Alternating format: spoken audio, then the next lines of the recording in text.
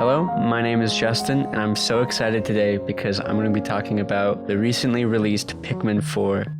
This is a podcast dedicated to the music and sound design of video games.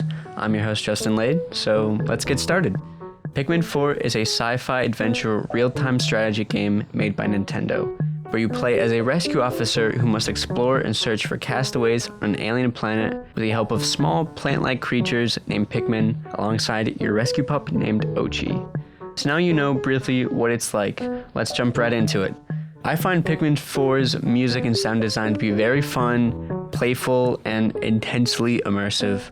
The overworld themes for each area are pretty great, though I've seen a lot of discourse around it, many of which who don't enjoy the music because of it's more like ambient tracks and it's kind of less catchy than more of the previous games. And while I definitely understand, I haven't been completely blown away by all of the tracks, I do think the soundtrack serves a very important purpose compared to the other games, because the maps in Pikmin 4 are a lot larger and have a lot more room, and you're going to be spending a lot more time in the overworld. To have a constantly driving, catchy music on repeat will be very tiring for your ears. I think the ambient approach definitely serves a greater purpose in this game.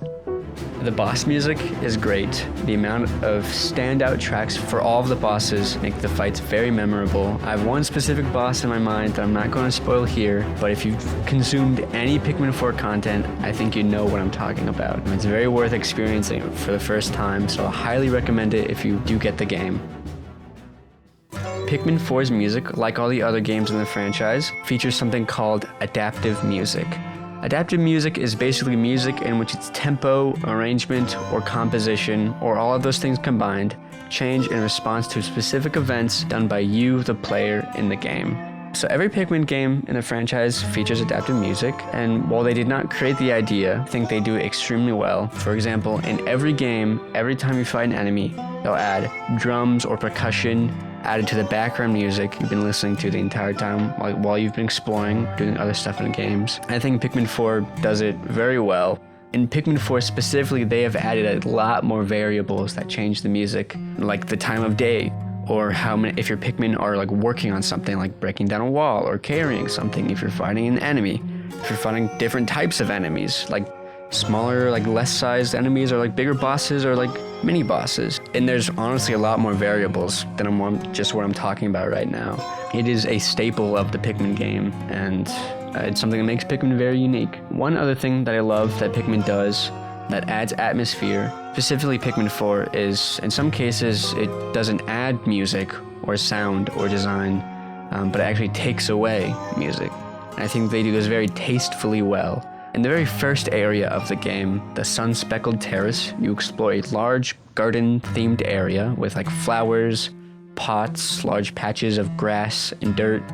And at the height of the area, you explore a cave and come out on the other end on top of a big hill, and where you find the big overworld boss for that area. And after you defeat the boss, the music sort of stops, and you hear what is left. It's just the ambient forest noises with birds chirping and insects, and you're looking out on top of this hill over the entire map you just explored, and it's very strange and beautiful and almost out of place for this adventure kind of sci-fi game.